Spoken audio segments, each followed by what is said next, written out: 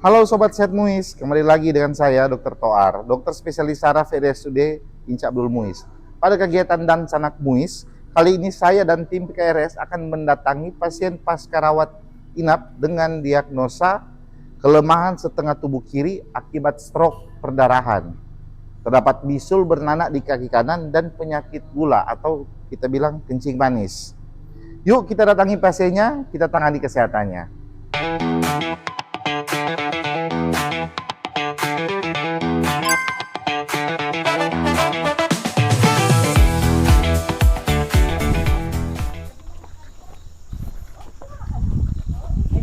Ya, permisi, selamat pagi. Selamat pagi, Pak. Pagi. Enggak, Pak. Silakan. Oh, sini aja, Pak. Masuk, Pak. Biar aja. Iya. Permisi. Selamat pagi. Halo Pak. Bagaimana? Kakinya? Kanan, kiri? Kurang sakitnya. Lebih sakit kanan itu.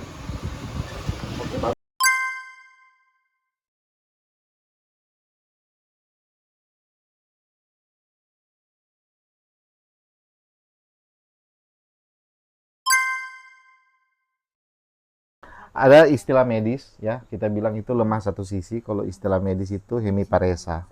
Ya, hemiparesa itu istilah dari lemah setengah, bukan setengah bawah ya. Samping lemah sampai sama sih, setengah samping, setengah bawah ya. Kalau setengah bawah kita bilang paraparesa, setengah samping itu hemiparesa. Ya, dapat disertai infeksi, penanganan itu cepat, penting. Dapat disertai infeksi dan diabetes ya. Ya artinya ya infeksi itu harus cepat diobati karena ini infeksi itu makhluk hidup juga itu ya, kuman juga, kuman yang harus dilawan ya, harus cepat penanganan ya. Gambaran kasus contoh ya, contoh ada bapak memang lemah sebelah kiri, pasien itu yang infeksi itu yang paling sering tuh batuk-batuk lama ya. Ya batuk lama itu lama menurut dokter itu, kalau buat kita itu lama ya, lebih dari 3 bulan ya. Ada pasien bilang, dok udah lama dok, berapa lama bu? 3 hari ya, bisa juga kita terima lama 3 hari. Tiap orang beda-beda ya. Ya, riwayat diabetes, infeksi lebih tinggi ya karena ada gula. Diabetes itu apa namanya, meningkatkan risiko infeksi ya, diabetes atau gula. Ya, penyebabnya macam-macam ya. Penyebab apa? Lumpuh setengah. Lumpuh setengah itu macam-macam. Nomor satu paling banyak stroke ya. Stroke ada dua, kayak pipa. Pipa itu pembuluh darah tersumbat ya. Kayak minuman, kalau kita kasih gula pasti kental minumannya. Sama juga dengan darah. Darah kalau tinggi gula kental, kalau kental gampang tersumbat ya. Kalau tersumbat di kaki bisa kram-kram, tersumbat di jantung, serangan jantung, tersumbat di kepala, ya stroke namanya ya. Kalau bapak ya stroke, dan juga ada infeksi. Infeksi ini kategori sial juga ya. Ini kan bapak stroke bawa motor ya, ya. Jadi memang bukan karena ya karena infeksi, karena jatuh dari motor ya, musibah ya, bencana. Kita dapat memprediksi bencana lah ya, banjir, sulit ya.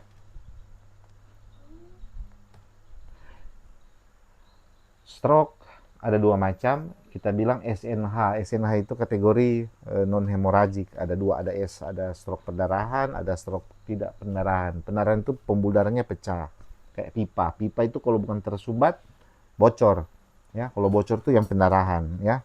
Kalau bapak sih bukan yang bocor ya, tapi yang tersumbat ya. Gejalanya bicara pelo, agak mencong ya.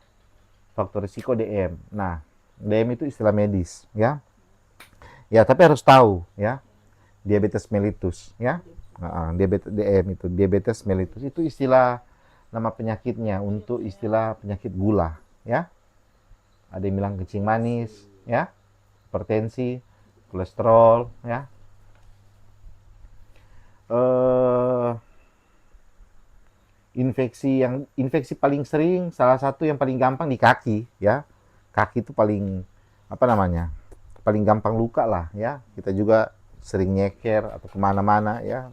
Semua itu paling sering luka di kaki semua manusia, ya, karena kaki itu yang paling banyak kontak, ya.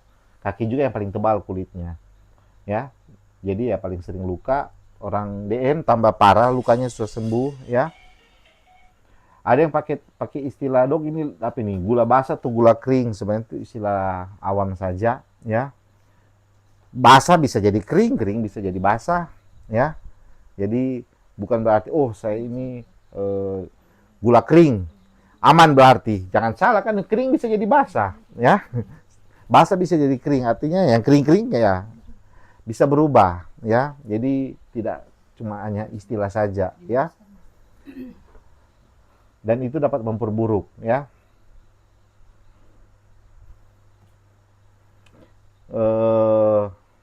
Kalau gulanya tinggi, sistem imun pasti turun, ya. Serangan yang kedua, ya. Jadi mencegah serangan berikutnya. Mencegah serangan itu berarti mencegah bencana, ya. Salep. Salepnya Bapak. Ada. Hmm. Coba Bu. Iya Bu, sini biar sekalian kan udah dibersihin biar tak pas.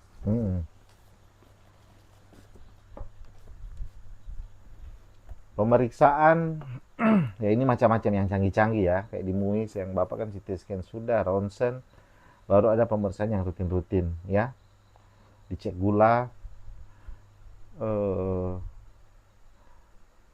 Bapak kalau cek gula sekarang tiap hari di mana? Sulit juga, ya. Di rumah. Ada di Ada rumah alat? sendiri. Ada alat. Ada Anaknya kan anu juga. perawat. Perawat. Oh ya, kalau ada bagus, ya. Per hari harusnya dok ya. Kalau insulin kan, Oh iya. insulin harus tiap hari kan. Kecuali cuma minum-minum tablet, ya. Nanti ada pemeriksaan HbA1c itu per 3 bulan, ya. Tapi kalau insulin persen harus per hari deh. Per makan kali. Iya. Bukan cuma per hari, ya. Jadi memang udah ada ini jadi hari apa, ini hari apa, ya. Memang dicek-cek harus rutin, ya. Sebelum masuk insulin. Disarankan memang kalau sudah pakai insulin memang harus ada alat. Iya, tapi anak-anak kan perawat, jadi aman lah, ya. Tapi salep yang di rumah sakit tuh enggak ada. Bapak. Oh iya nak. Kita beli di luar. Oh, Ya, iya. Oke.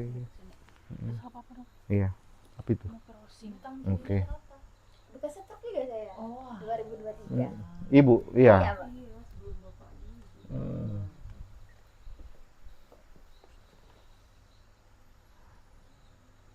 Jadi ya ini, ya. Sama-sama kiri, ya. Iya.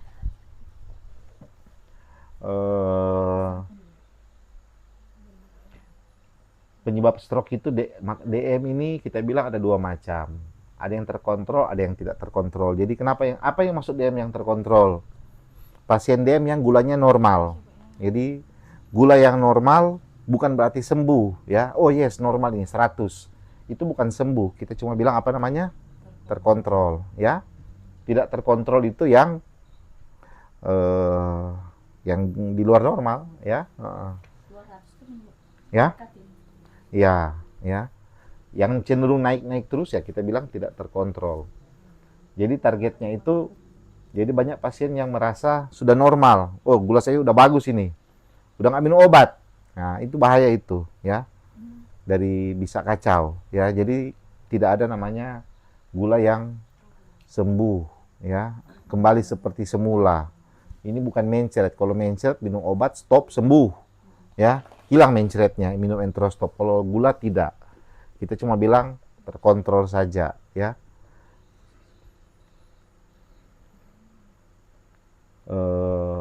Untuk ini kalau misalnya tata laksana, ya, tata laksana pasien, ya, kita kontrol gula darah, antibiotik. Antibiotik itu bisa lewat salep. Ini salep ada antibiotik, ya, ada mupirocin, stroke, fisioterapi, ya. Dan yang paling terakhir ya kita edukasi. Edukasi ini untuk mengingatkan, ya. Kasih semangat juga, ya. Kemudian Apa yang harus kita perhatikan ini kontrol edukasi, kontrol gula darah rutin, kalau sudah ada alat lebih bagus ya.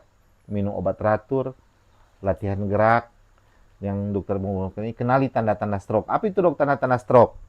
Tanda-tanda stroke itu sesuatu yang terjadi tiba-tiba ya. Pokoknya tadi malam nggak bisa ada sesuatu yang baru yang berat ya. Kok tiba-tiba bicara peloknya lebih berat ya? Ya. Tangan memang tangan yang stroke lemah coba begini. Kok hari ini nggak bisa gerak sama sekali? Nah, itu stroke baru itu ya.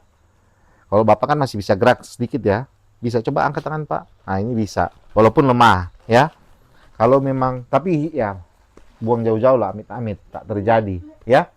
Memang stroke lemah, ada perbaikan dan biasanya tidak ada perburukan. Tapi kalau tiba-tiba lemah lagi, bicara lagi tambah pelok ya, atau misalnya di sisi yang sehat ada gejala-gejala baru, nah itu langsung ke rumah sakit ya. Jangan tunggu lusa atau besok, kalau bisa hari itu ya. Di hari itu juga di semua kita ini berlaku buat bukan cuma Bapak, berlaku buat semua ya. Stroke itu penanganan di hari pertama lebih bagus ya. Jadi di hari pertama langsung dibawa. Ya, memang hari pertama itu kadang gejalanya ringan ya. Kita berpikir kadang masuk angin. Nanti datang ke rumah sakit sudah gejalanya memberat. Ya, udah 3 hari itu udah kurang bagus ya. Paling bagus masih gejala-gejala awal ya. Lumpuh atau ada kelemahan yang masih baru, itu lebih cepat diobati, lebih cepat penyembuhan. Oke. Jadi memang penutup kita udah hemiparesa itu butuh evaluasi, jadi harus segera ke rumah sakit, bisa saja bukan masuk angin ya. Kita harus CT scan, kita periksa lab, cek faktor risiko ya, cek lab ya. Kalau ada batuk-batuk segera ke dokter ya. DM dan batuk-batuk itu bisa dokter umum, nggak harus dokter spesialis ya. Tapi kalau yang kasus tertentu ya harus dokter spesialis ya. Penanganan yang cepat akan lebih baik ya. Ada pertanyaan? Ayo bertanya. Ditanyakan Apa? keluhannya. Apa? Kira-kira atau ada keluarganya gitu, tetangganya. Mumpung gua ada. Nah, kalau kakak ini kan dok, tekanannya tuh tinggi tapi dia tuh tanpa gejala gitu, gimana? Tingginya berapa? Jadi obat hipertensi itu diminum walaupun merasa sehat. Karena banyak orang, ya salah satu ibu mungkin, ya merasa sehat tidak minum obat. Merasa, ya tekanan itu diukur ya, bukan dirasakan. Ya orang tampal ban saja yang jago-jago, tetapi itu harus ukur tekanan kan, bukan cuma rasa-rasa. Oh ini tinggi, ini udah kempes ini, ya. Orang yang profesional itu tetap harus diukur tekanan ban kan. Oh ini udah kempes, bukan cuma rasa-rasa, ya. Sama juga ibu, walaupun merasa sehat, wajib minum obat, ya. Kalau tekanannya itu masih 150 ke bawah, itu yang berapa mili? 150 ke atas? Nah, itu dari dokter umum dari puskesmas, dari posyandu lansia, ya. Yang penting ada obat, ya. Ada kadang pasien cuman tensi tapi nggak minum obat, percuma juga. Ngapain dilihat, ya? Jadi harus ada tindak lanjut. Ya, dan walaupun normal sama kayak tadi dokter bilang, hanya kita bilang terkontrol bukan sembuh. Harus konsumsi terus. Ya, mencegah bencana, jangan sampai hipertensi itu kita bilang penyakit, ya. Stroke dan jantung itu bencana lah. Jangan sampai muncul bencana, jangan sampai udah stroke atau jantung baru cari dokter. Udah berat, ya. Kalau ada kategorikan gula itu tinggi itu berapa dok? Ya. Berapa ratus? Normalnya bagi wanita berapa? Bagi pria berapa? Gula sebenarnya kalau kita ada protokol-protokol, ada gula sesaat, gula sewaktu, dan hasilnya itu pun bukan cuman hitam dan putih, bisa juga abu-abu. Abu-abu itu kayak dokter bilang prediabetes atau gula darah terganggu. Ada range yang kita bilang ini masih belum pasti, bisa negatif, bisa positif, ya. Kalau dokter mau bilang, mungkin ibu akan lupa, ya gula darah.